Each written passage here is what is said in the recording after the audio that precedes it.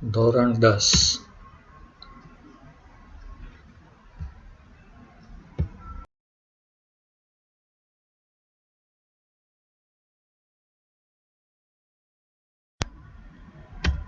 પ્રકરણ 2 બહુપદીઓ સુરેખ સમીકરણ ax plus b એટલે કે x ની એક ઘાત હોય એને સુરેખ સમીકરણ કહેવાય.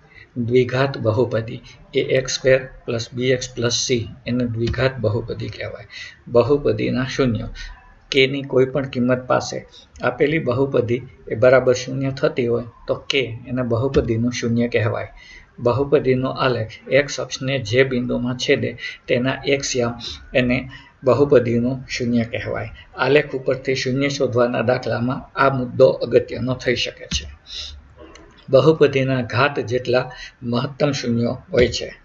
દાખલા તરીકે ax પ્લસ b એમાં x ની એક ઘાત છે એટલે કે એને મહત્તમ એક શૂન્ય હોય છે.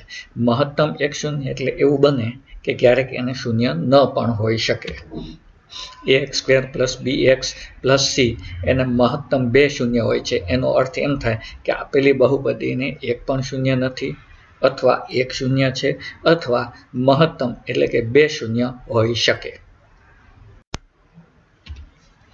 દ્વિઘાત બહુપદી ax square plus bx plus c is equal to 0 એના બે શૂન્ય આલ્ફા અને બીટા હોય તો શૂન્યનો સરવાળો આલ્ફા પ્લસ બીટા બરાબર માઇનસ બી અપોન એ એટલે કે એક્સનો સહગુણક છેદમાં એક્સ વર્ગનો સહગુણક. શૂન્યનો ગુણાકાર એટલે કે આલ્ફા ઇન્ટુ બીટા બરાબર સી અપોન એ એટલે કે અચળ પદ છેદમાં એક્સ વર્ગનો સહગુણક.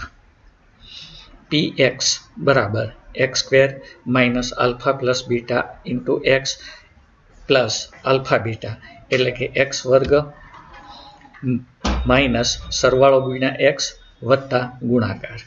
જો બે શૂન્યોની વિરુદ્ધ નિશાની હોય તો b બરાબર શૂન્ય થાય એટલે કે એક્સનો સહગુણક શૂન્ય થાય. જો શૂન્ય પરસ્પર વ્યસ્ત હોય તો c બરાબર a થાય એટલે કે એક્સ વર્ગનો સહગુણક અને અચળ પદ એ બંને સરખા હોય.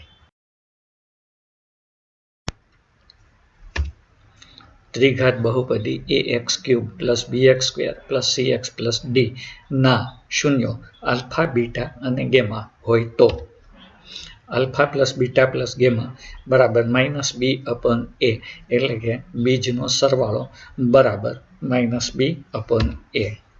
આલ્ફા બીટા, બીટા ગેમા અને ગેમા આલ્ફા બરાબર સી અપોન એ અને આલ્ફા બીટા ગેમા બરાબર માઇનસ ડી અપોન એ એટલે કે બીજનો ગુણાકાર બરાબર માઇનસ ડી અપોન એ થાય.